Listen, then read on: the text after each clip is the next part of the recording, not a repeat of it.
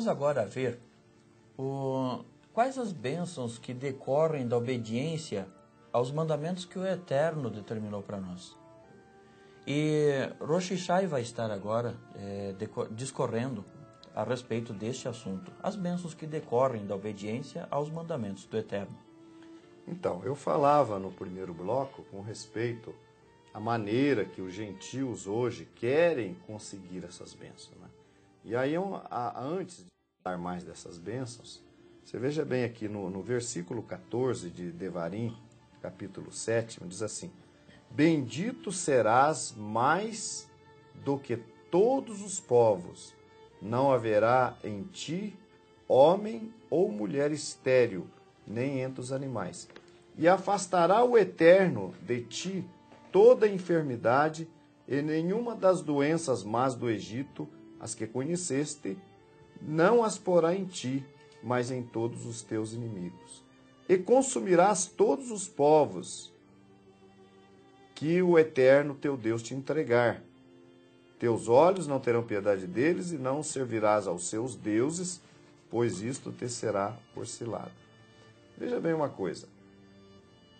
O fato de se buscar bênçãos fora da vontade do Eterno, porque a gente tem colocado aqui para os nossos telespectadores que os gentios que aceitam ao Deus de Israel, está lá no livro de Isaías 56, né?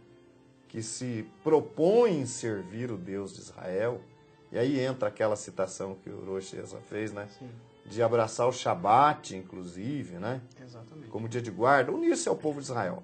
A gente sabe que todo gentil, todo estrangeiro que se unia ao povo de Israel, passava a estar sujeito à mesma lei, aos mesmos mandamentos. E Isaías 56 é uma prova que desse gentil que se une ao Eterno, ao povo do Eterno, também o Eterno requer a guarda do Shabat e dos demais mandamentos, porque é a mesma lei para todos. Exatamente. Não tem uma lei para o povo de Israel, uma lei para os prosélitos que chegam dentre os gentios. A lei é a Deus nos mesma. considera parte de um mesmo povo, né? Então, um mesmo povo, uma mesma lei. Não é diferente para ninguém. Exatamente.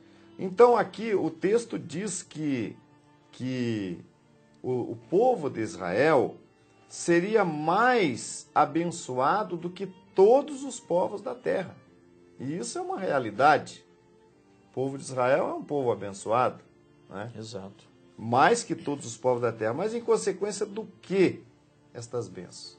Da guarda dos mandamentos. Então a bênção é o que? É a bênção da prosperidade, é a bênção da família, né? De ter uma família abençoada, de não ter a enfermidade. Tudo isso decorre da obediência aos mandamentos do Eterno.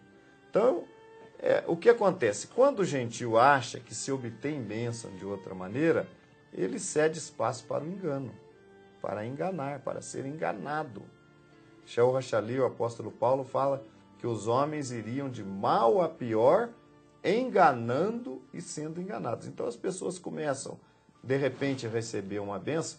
Aliás, a gente tem falado aqui no programa que o fato de um profeta dar uma profecia e essa profecia se cumprir, ou dar um sinal e esse sinal se cumprir, não o credencia como sendo profeta de Deus. Não, de nenhuma maneira. O que vai identificar um profeta ou um homem, se ele é de Deus, se ele é um líder de Deus, é a obediência dele.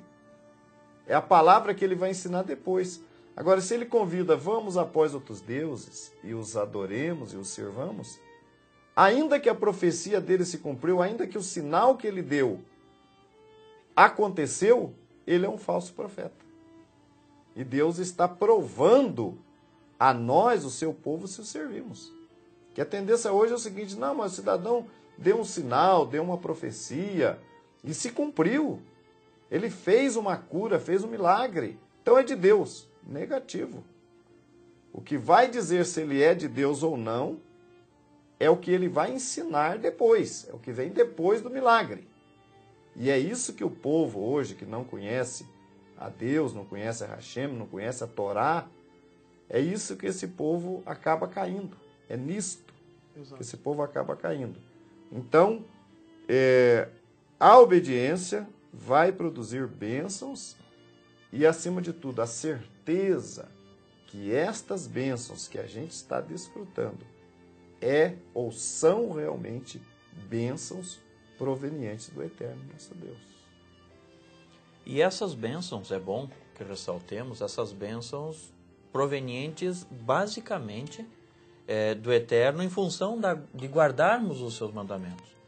Porque o Eterno vai nos abençoar à medida que nós guardamos os seus mandamentos, mas não com a intenção de que nós obtenhamos as bênçãos, Rosh Hashanah, mas sim de que nós nos preocupemos apenas em obedecer ao Eterno. Agora, existe uma coisa... Bênção tem que ser encarado como consequência de uma vida de Agora, obediência. existe uma coisa... A consequência da nossa obediência ao Eterno são bênçãos. E não como objetivo. Não o objetivo principal. O príncipe não sofra mais, vem aqui... Não, esse não deve ser o objetivo. O objetivo nosso deve ser de servirmos ao Eterno porque o amamos, porque queremos fazer a sua vontade. Aí vem as bênçãos. Agora, é bom que se diga que Deus não tem obrigação de abençoar ninguém. Exato, isso. Eu falo isso baseado no livro de Jó. Jó, no capítulo 31 do seu livro, né? Ele começa ali a fazer uma espécie de reclamação para o Eterno, e ele fala: eu fiz um pacto de modéstia para não pecar contra o meu Deus, para não olhar inconvenientemente para nenhuma mulher. Ele lista uma série de itens de sua justiça, e ele fala: mas Deus me trouxe tamanha maldição. Quando Jó, então, relatou toda aquela sua justiça, a Bíblia nos diz que aqueles três amigos que ele possuía ficaram calados porque viram que Jó se considerava justo aos seus próprios olhos. Mas um quarto amigo, começando a falar, um mais jovem até do que os demais amigos, falou para Jó: Jó, o que você está fazendo é uma loucura.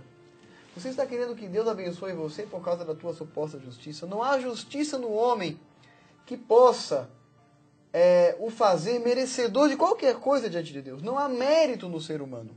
E ele continua dizendo, e ele diz: mas se você é justo, Jó, o que Deus ganha com isso? Se você não é justo, Jó, o que Deus perde com isso? A justiça, a prática dos mandamentos é um interesse seu, completamente seu. Quando Deus nos colocou lá no Jardim do Éden, Ele pediu apenas uma coisa de nós: simplesmente a obediência. Não importa a finalidade do fruto do conhecimento do mal, do bem e do mal, não é o caso aqui. O caso é que era um mandamento bastante simples. No dia em que vocês comerem, vocês morrerão. E ele foi lá e comeu. Mais tarde, Deus nos daria a Torá, e nós mencionamos na nossa liturgia de sábado de manhã que a Torá é a árvore da vida para os que nela se apegam, né? E a gente costuma dizer que a prática dos mandamentos nos leva à vida. Claro, porque a palavra de Deus é luz para os nossos pés, é lâmpada para os nossos caminhos, ela nos mostra o caminho da justiça, ela nos direciona, e por si só, ela já é a nossa recompensa. O Salmo 119 diz que os teus mandamentos me fizeram mais sábio que os anciãos e mais compreendidos que os meus mestres. Oh, como eu amo a tua lei! Se não tivesse sido ela, teria eu morrido na minha angústia. Ou seja, a lei do Senhor é o próprio prazer do homem justo. É claro que as bênçãos acompanharão aqueles que praticam os mandamentos.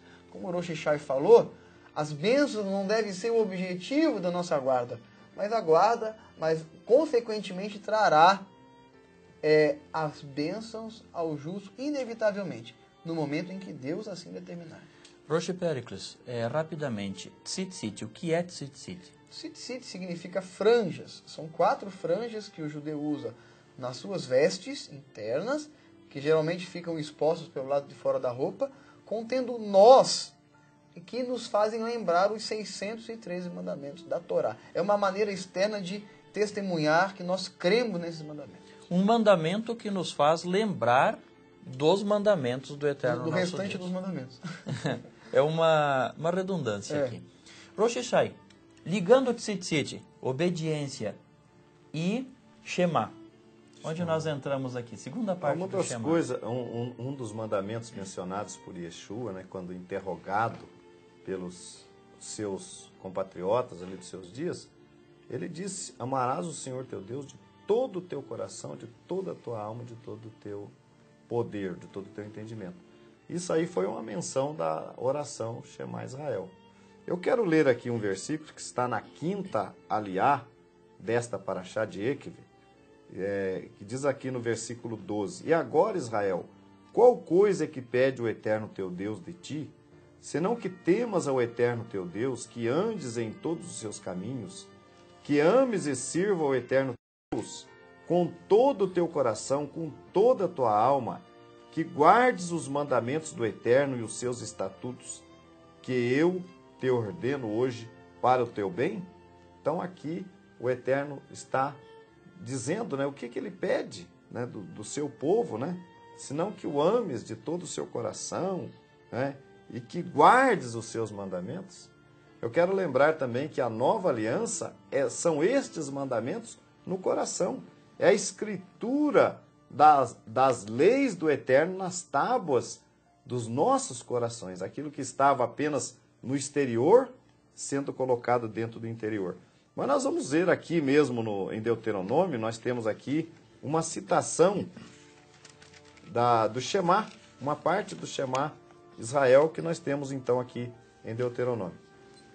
Deuteronômio, Devarim, capítulo 11, versículo 13 em diante, diz o seguinte: E se obedecerdes aos meus mandamentos que eu vos ordeno hoje, de amar ao Eterno vosso Deus e de servi-lo com todo o vosso coração, com toda a vossa alma, então eu, o Eterno, darei chuva à tua terra a seu tempo, a chuva precoce, a chuva tardia, e colherás o teu grão, o teu mosto, o teu azeite, e darei erva no teu campo para teus animais, e comerás e te fartarás. Então está aí a promessa do Eterno, né? Essa é uma parte da oração do nosso povo, do Shema Israel, né? E aqui o Eterno dizendo que se os seus mandamentos fossem obedecidos, ele daria a chuva à terra, ele faria com que a terra produzisse os frutos. Então, tudo que o Eterno quer de nós, né, expresso no Shema, que é a nossa oração maior, na oração que nós fazemos constantemente, também está na mezuzá, naquilo que nós escrevemos nas portas de nossa casa, né? Exato, esse Está texto lá, está dentro. Está também. dentro da mezuzá, que nós passamos ali e nos lembramos, é uma maneira também de lembrar, não é isso? Você falou que o Tzitzit, quando nós olhamos para o Tzitzit, para as franjas, nós nos lembramos dos mandamentos. E quando nós passamos também e batemos ali a nossa mão na mezuzá, também nos lembramos Inclusive, dos mandamentos. o mandamento da mezuzá está aqui, expresso já.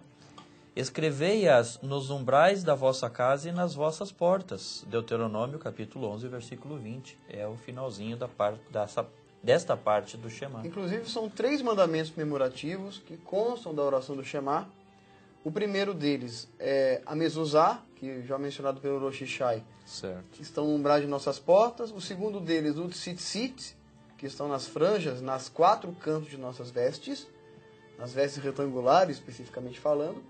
E o mandamento do tefilim, que fala: colocarás como frontal, em outras palavras, colocarás como frontal entre os vossos olhos. E daí existe esse utensílio utilizado também pelo povo de Israel, que é o tefilim, que é uma caixinha que se coloca para orar apenas, que também dentro contém o mesmo que no Shema. É uma maneira de nos conectarmos com o mandamento. Isso não nos faz mais cumpridores, mas nos faz mais lembrados desses mandamentos e do peso que eles trazem para nós. Então são 3 mandamentos de memória dos mandamentos de Deus.